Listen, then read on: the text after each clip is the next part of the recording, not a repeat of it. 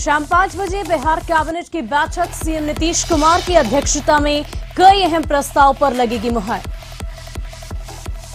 मुख्यमंत्री नीतीश कुमार आज कर सकते हैं खगड़िया का दौरा, बाढ़ प्रभावित परबत्ता प्रखंड का लेंगे जायजा। जातीय जनगणना पर सीएम नीतीश ने कहा, पीएम से समय मिलने पर रखूंगा बात, मांग नहीं मानने पर सर्वसम्मति से लिया जाएगा फैसला।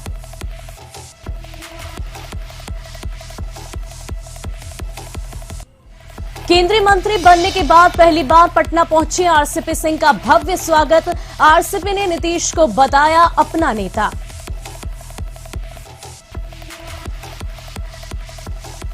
पूर्व प्रधानमंत्री अटल बिहारी वाजपेयी की पुण्यतिथि पर झारखंड में बीजेपी नेताओं ने दी श्रद्धांजलि, सीएम हेमंत सोरेन ने भी किया याद। बिहार बीजेपी ने शुरू किया झोला बांटो अभियान, पूरे बिहार में 50 लाख मोदी छाप वाला झोला बांटने का लक्ष्य।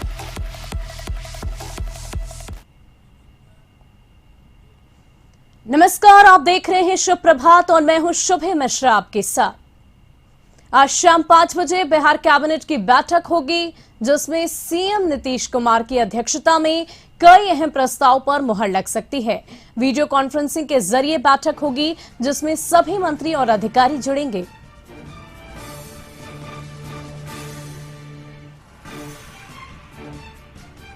आज शाम 5 बजे सीएम की बैठक है और इस बैठक में कई नीतीश कुमार की अध्यक्षता में जो बैठक की जाएगी उसमें तमाम मंत्री और अधिकारी उपस्थित होंगे और जाहिर सी बात है कुछ मुद्दों पर आज सीएम की तरफ से मुहर लगाई जा सकती है।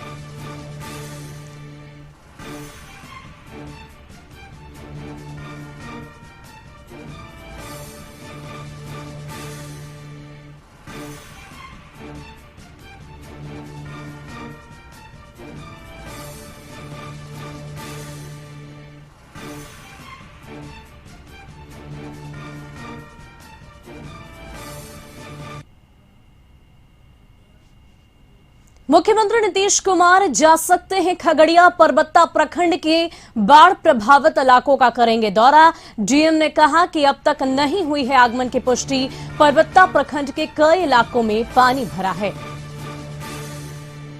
मुख्यमंत्री नीतीश कुमार खगड़िया जा सकते हैं, परबत्ता प्रखंड के बाढ़ प्रभावित इलाकों का दौरा करेंगे और साथ ही साथ डीएम ने अब तक इस बात की पुष्टि नहीं की है कि किस वक्त तक उनका आगमन हो सकता है। बता दें कि खगड़िया के कई जिले इस वक्त बाढ़ प्रभावित हैं और इनमें से परबत्ता प्रखंड की बात करें तो कई इलाकों में फिलहाल पानी भर चुका है। इसके अलावा अगर अन्य जिलों की बात करें तो इससे पहले भी सीएम की तरफ से अलग अलग जिलों का दौरा किया जा चुका है, लेकिन आज खगड़िया के दौरे की बात सामने आ रही है। हालांकि कब तक पहुंचेंगे सीएम, इस बात की पुष्टि अब तक नहीं की गई है।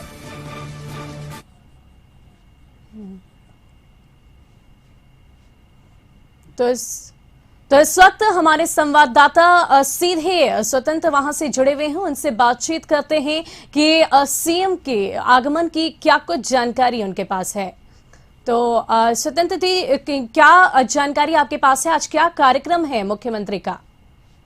देखिए सुरभि, खगड़िया जिला अभी पूरी तरह से बाढ़ से प्रभावित है। तकरीबन जिले का 52 पंचायत का 1.5 लाख आबादी जो है बाढ़ से प्रभावित हो गया है। गंगा, बागमती, गंडक जो है उफान पर है। नदियों के जलस्तर में लगातार हो रही वृद्धि के कारण 4 प्रखंड मूल रूप से प्रभावित है। इन सब के बीच सबसे स्थिति जो भयावह है वो है परबत्ता प्रखंड का, जहाँ पे लाखों आबादी को बाढ़ से बचाने वाला जो गोगरी नारायणपुर का तटबंध है, वहाँ कई जगहों पर रिसाव हो रहा है और कई जगह भूमि कटाव भी हो रहा है। हालांकि तटबंध को बचाने का प्रयास किया जा रहा है और इसी को लेकर के जो हमें खबरें मिली है कि उस तटबंध का निरीक्षण करने के लिए आज मुख्यमंत्री नीतीश कुमार परबत्ता प्रखंड के भरतखंड आएंगे और वहां पर वो तटबंध की क्या स्थिति है वो देखेंगे। इसके अलावा आजू बाजू के पंचायत में जो बाढ़ आया है उसका भी वो निरीक्षण करेंगे और राहत और बचाव के लिए जिला प्रशासन की तरफ से किस तरह की व्यवस्था की गई है उसका भी वो जायजा लेंगे। 1-to-1 अधिकारियों से वो बात करेंगे। हालांकि इसकी आधिकारिक पुष्टि नहीं है और पुष्टि नहीं हो रही है कि मुख्यमंत्री नीतीश कुमार आज खगड़िया आएंगे। इस तरह की संभावना व्यक्त की जा रही है कि आज मुख्यमंत्री नीतीश कुमार हो सकता है अपराह्न करीब 12:30 बजे के बाद वो खगड़िया आए। हालांकि बहुत बहुत शुक्रिया स्वतंत्र, हमारे साथ जुड़ने के लिए, आपकी इस खबर के लिए बहुत बहुत शुक्रिया। लेकिन अगर मुख्यमंत्री नीतीश कुमार की बात करें तो जाहिर सी बात है उनके आगमन की पुष्टि तो नहीं हुई है, लेकिन इस बात की चर्चा जरूर है कि आज वो खगड़िया के परबत्ता प्रखंड का दौरा करेंगे।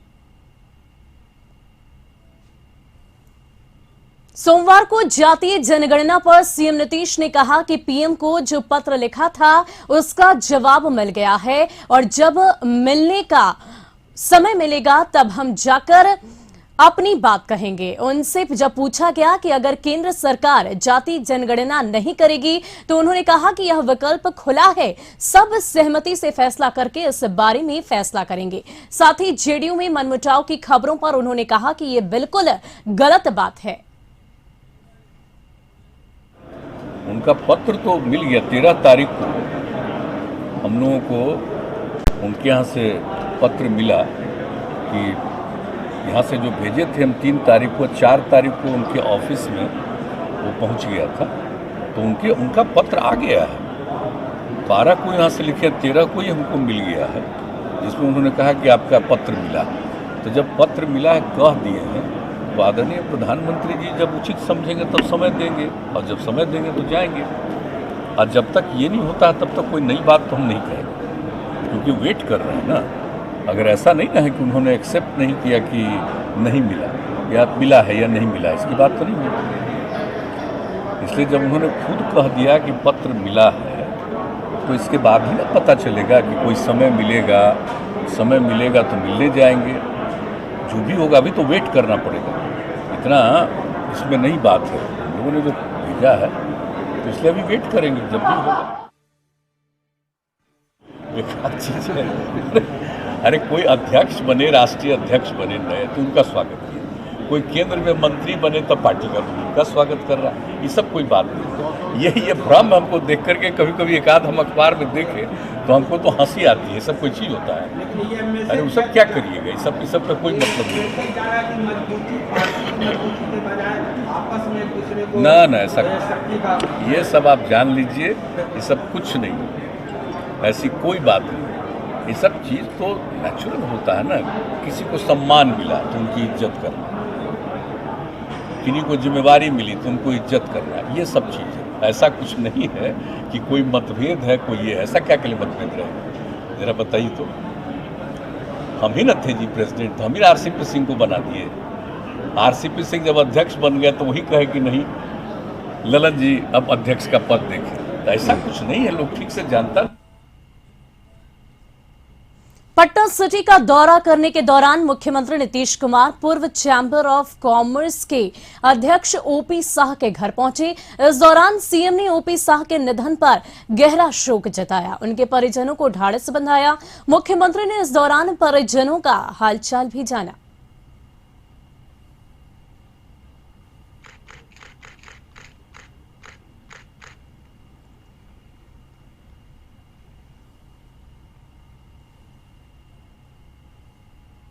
सीएम नीतीश कुमार दानापुर के चित्रकूट नगर पहुंचे, जहां उन्होंने अगस्त क्रांति के शहीद राजेंद्र प्रसाद सिंह के परिजनों से मुलाकात की। सीएम ने शहीद की पत्नी सुरेश देवी के निधन पर शोक जताया।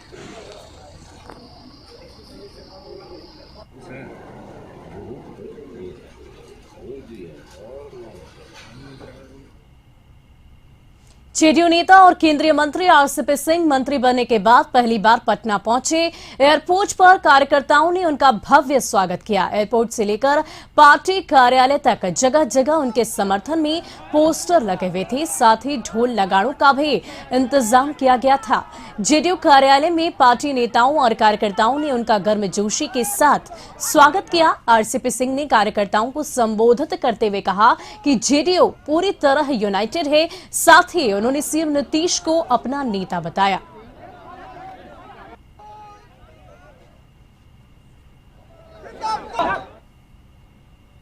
देखिए माननीय प्रधानमंत्री जी ने क्या किया। जो पिछड़ा वर्ग का आयोग है पहली बार उसको संवैधानिक दर्जा दिया।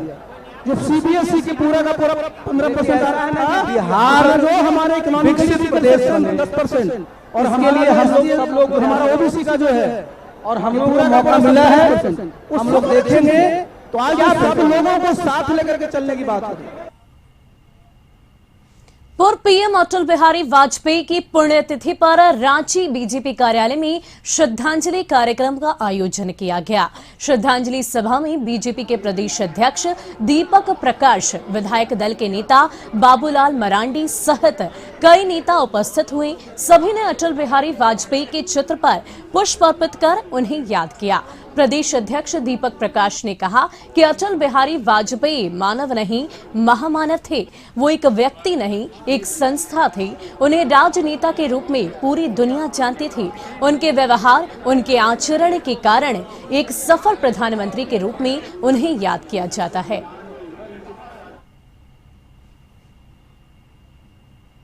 अटल जी मानव नहीं, एक महामानव थे। वह व्यक्ति नहीं, एक संस्था थे। वह राजनीतिक नहीं बल्कि एक राजनेता के रूप में पूरी दुनिया उनको जानती है। आज उनके पुण्यतिथि में भारतीय जनता पार्टी के एक एक कार्यकर्ता उनको स्मरण ही नहीं कर रहा है, बल्कि उनके आदर्शों पर चलने का हम सब लोग कृत संकल्प हैं। पूरे देश की जनता आज उनको याद कर रही है। अटल बिहारी वाजपेयी की पुण्यतिथि पर सीएम हेमंत सोरेन ने भी ट्वीट किया, जिसमें उन्होंने लिखा है कि देश के पूर्व प्रधानमंत्री भारत रत्न स्वर्गीय श्री अटल बिहारी वाजपेयी जी की पुण्यतिथि पर शत शत नमन।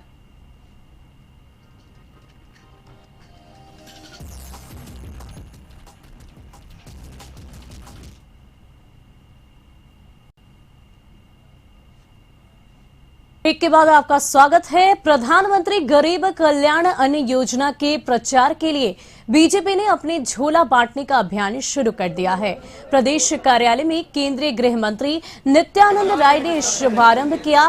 प्रदेश कार्यालय से शुरू हुए इस अभियान के पहले चरण में पार्टी के विधायक और सांसद पूरे प्रदेश में 50 लाख झोला बांटेंगे। पीएम गरीब कल्याण अन्न योजना के तहत हर महीने 5 किलो मुफ्त अनाज देने की योजना केंद्र सरकार चला रही है।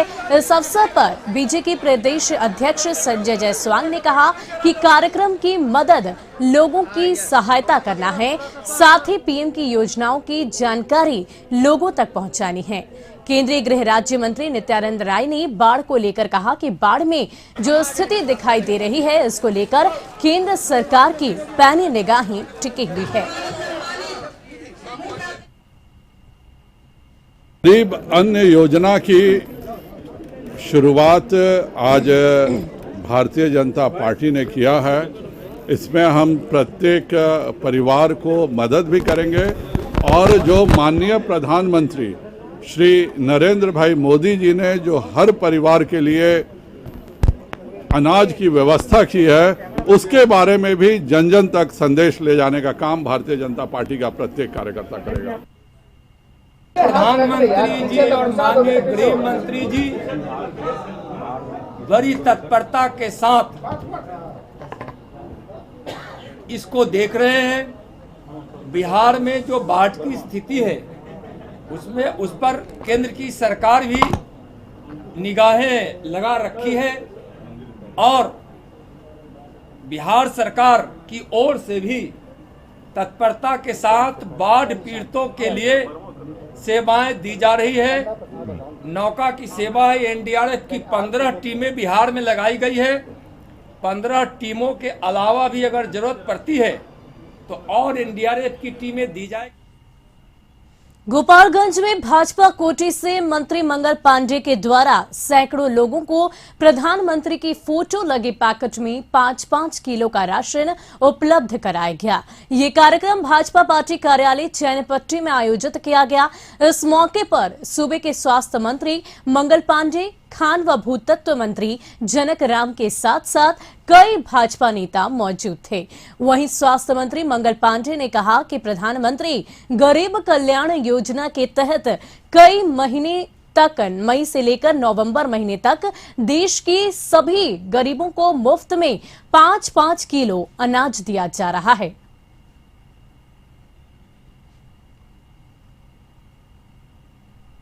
सभी लोगों तक पिछले 3 महीने से राशन देने का काम इस फेज में चल रहा है और यह नवंबर के महीने तक चलेगा। इस कार्यक्रम के माध्यम से भारतीय जनता पार्टी के कार्यकर्ता लोगों तक जाएंगे और हर परिवार तक ये संदेश पहुंचाने का काम करेंगे कि आदरणीय प्रधानमंत्री जी ने जो मुफ्त में अनाज भेजा है उसका उठाव आप राशन दुकान से जाके करिए। अपने बिहार यात्रा के दूसरे चरण में जेडीयू संसदीय बोर्ड के अध्यक्ष उपेंद्र कुशवाहा जहानाबाद पहुंचे। इस दौरान उनसे आरसीपी सिंह के पटना दौरे को लेकर खास सवाल पूछे गए। मीडिया के सवालों का जवाब देते हुए उन्होंने कहा कि केंद्रीय मंत्री आरसीपी सिंह के पटना आने की उन्हें कोई आधिकारिक जानकारी नहीं। उन्होंने सीएम नीतीश कुमार की अगुवाई में पार्टी को एकजुट बताया और कहा कि कुछ लोग पार्टी में अनबन का गलत कयास लगा रहे हैं। वहीं सीएम नीतीश कुमार को पीएम मटेरियल बताने की बात पर उपेंद्र कुशवाहा ने कहा कि उन्होंने ऐसा बोलकर पीएम नरेंद्र मोदी को कोई चुनौती नहीं दी, बल्कि उनके कहने का मकसद था कि योग्यता के आधार पर कोई भी पीएम बन सकता है। कुछ लोग गलतफहमी के शिकार हो सकते हैं, लेकिन पार्टी पूरे तौर पे एकजुट है, कोई गुटबाजी नहीं है, सब पार्टी में ठीक ठाक है। हाँ, कुछ लोगों को स्थानीय स्तर पे अगर गलतफहमी है तो उनको गलतफहमी दूर कर लेनी चाहिए। पार्टी एकजुट है। सर, क्या लगता है सर आरसीपी सिंह यहाँ आए हुए हैं पटना में, क्या आपकी जानकारी नहीं थी क्या सर? जानकारी का मतलब है कि मीडिया के माध्यम से और मेरे घर के सामने तो इतना सारा होर्डिंग लगा कि पटना में कोई भी आदमी कहे कि जानकारी नहीं है, यह तो हो ही नहीं सकता। हाँ, मुझको कोई पार्टी कार्यालय से कोई फोन करके या पत्र के द्वारा कोई सूचना दी गई हो, ऐसा नहीं है। वहीं जेडीयू संसदीय बोर्ड के राष्ट्रीय अध्यक्ष उपेंद्र कुशवाहा जहानाबाद के गोनवा पंचायत के दलित परिवार के बीच भूंजा कार्यक्रम में पहुंचे और दलित परिवार की समस्या सुनी। इस दौरान उनसे खास बातचीत की हमारे संवाददाता अवनीश ने। जेडीयू संसदीय बोर्ड के राष्ट्रीय अध्यक्ष उपेंद्र कुशवाहा जी जहानाबाद के दौरे पे हैं और जहानाबाद के विभिन्न जो है पंचायतों का वो दौरा कर रहे हैं। आपको तस्वीर दिखा रहे हैं, ये महादलित टोले की तस्वीर है।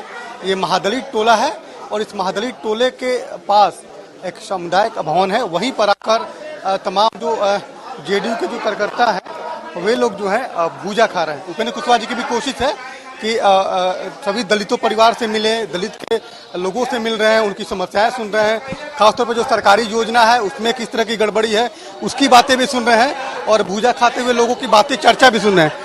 सर, फिर दलित टोले में आए हैं भूजा खाकर, क्या समस्या लोग बता रहे हैं? क्योंकि उमूमन ये महादलित टोला है, तो किस तरह की समस्या सर आपसे बात कर रहे हैं?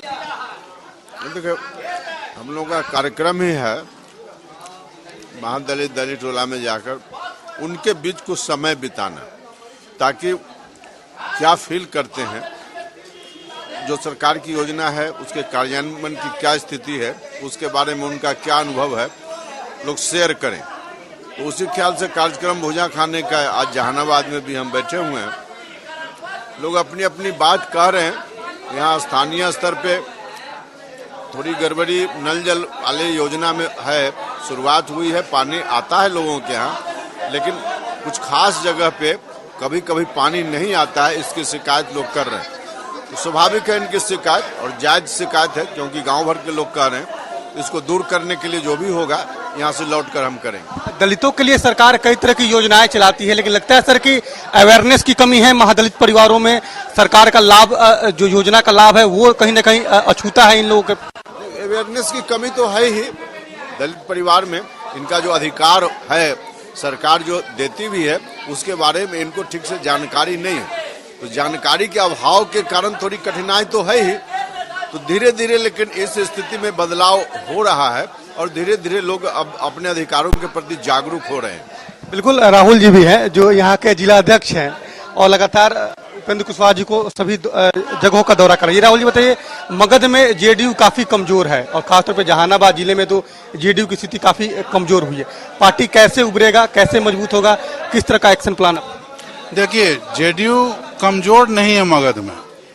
हाँ, कुछ साजिशें हुई, मतलब जो पर्दों के पीछे जो साजिशें हुई उसके तहत कुछ पार्टी के संगठन पे असर पड़ा था, लेकिन फिर से संगठन पुराने रूप में, जो 2005 के पहले का स्वरूप था, 2005 के बाद का स्वरूप था, संगठन फिर से उसी स्वरूप में आ गया है। जेडीयू ने एक नई परंपरा की शुरुआत की है कि तमाम जगहों पर जब यात्राएं हो रही हैं तो खुद उपेंद्र कुशवाहा जी महादलित टोले में जा रहे हैं और महादलित टोले में जाकर महादलित टोलों में महादलितों के बीच में जाकर वो भूजा खाकर उनकी समस्याएं सुन रहे हैं। तब देखना यह कि सरकार ने जिस तरह जो पहल की है कि हर व्यक्ति को, हर अंतिम पायदान के व्यक्ति को सरकार का लाभ मिले और वो लाभ पूरी तरह से मिले, इसकी भी कोशिश जो है तमाम लोग जो है वो लगे हुए। कैमरामैन राजू के साथ तोनीश कुमार, कशिश न्यूज, जहानाबाद।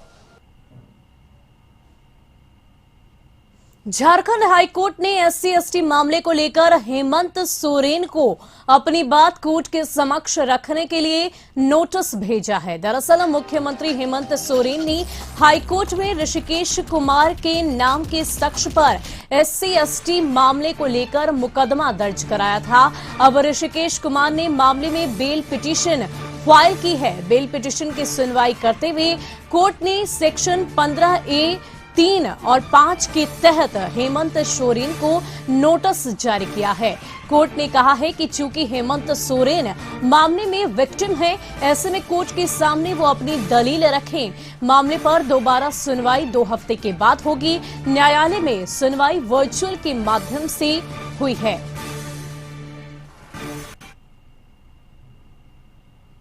मुख्यमंत्री हेमंत सोरेन के विषय में अपमानजनक टिप्पणी को लेकर हेमंत सोरेन के द्वारा SC/ST मामला दर्ज कराया गया था। उसी मामले में ऋषिकेश कुमार के द्वारा जमानत याचिका दायर कर रांची सिविल कोर्ट में 17 अगस्त यानी कि मंगलवार आज से फिजिकल मोड में सुनवाई शुरू हो रही है। रांची सिविल कोर्ट के प्रधान न्याय आयुक्त नवनीत कुमार के हस्ताक्षर से जारी आदेश पत्र के मुताबिक रांची सिविल कोर्ट में 50% बेंच में ही फिजिकल मोड में सुनवाई होगी। फिजिकल कोर्ट शुरू होने से पहले रांची सिविल कोर्ट के PDO ने अन्य न्यायिक पदाधिकारियों के साथ बैठक कर निर्णय लिया है। पत्र के मुताबिक आधा कोर्ट वर्चुअल चलेगा और आधे के फिजिकल मोड में सुनवाई होगी।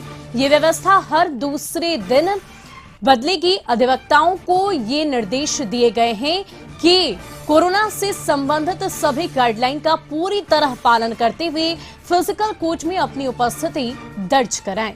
इस बात की जानकारी DLS सचिव अभिषेक कुमार ने दी है।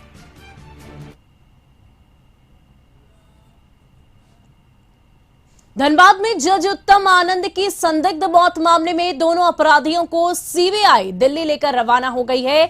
दिल्ली से ब्रेन मैपिंग और नार्को टेस्ट के लिए ले जाया जा सकता है। गुजरात कड़ी सुरक्षा के बीच हावड़ा दिल्ली राजधानी एक्सप्रेस से धनबाद रेलवे स्टेशन से CBI की टीम दोनों आरोपियों के साथ रवाना हुई।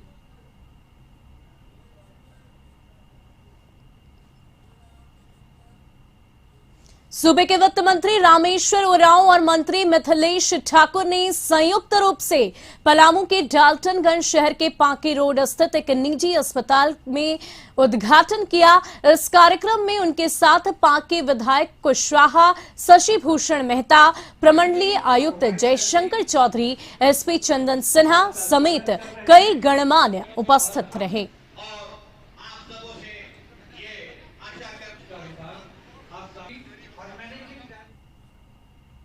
गोपालगंज जिले के विशंभपुर थाना क्षेत्र के रमजीता गांव के समीप पोखरे में एक भीषण नाव हादसा हो गया। इस नाव हादसे में तकरीबन 2 दर्जन लोग डूब गए। स्थानीय लोग और प्रशासन की मदद से 3 बच्चों और एक महिला के शव को बाहर निकाला गया है। स्थानीय लोगों ने बताया कि जहां पर नाव हादसा हुआ उसके पास शंकर भगवान का एक प्राचीन मंदिर है। यहां पर सोमवार को मेला लगा हुआ था और नदी में एक छोटी नाव थी जिसकी क्षमता 7 से 8 आदमी की थी, लेकिन उस नाव पर तकरीबन 15 से 20 लोगों से ज्यादा लोग सवार हो गए, जिसके कारण नाव पलट गई और जिसमें नाव पर सवार सभी लोग नदी में समाहित हो गए। इस हादसे में 3 बच्चे समेत 4 लोगों की मौत हो गई है, जबकि एक 4 साल की मासूम बच्ची अब तक लापता है, जिसकी तलाश जारी है। मुंगेर में चंडी स्थान के बोधनमर टोला टिकारमपुर में 2 लोगों के बीच झगड़े में गोली चली, जिसमें गोली लगने से मुरारी सिंह नामक युवक घायल हो गया, जिसे इलाज के लिए मुंगेर सदर अस्पताल में भर्ती कराया गया।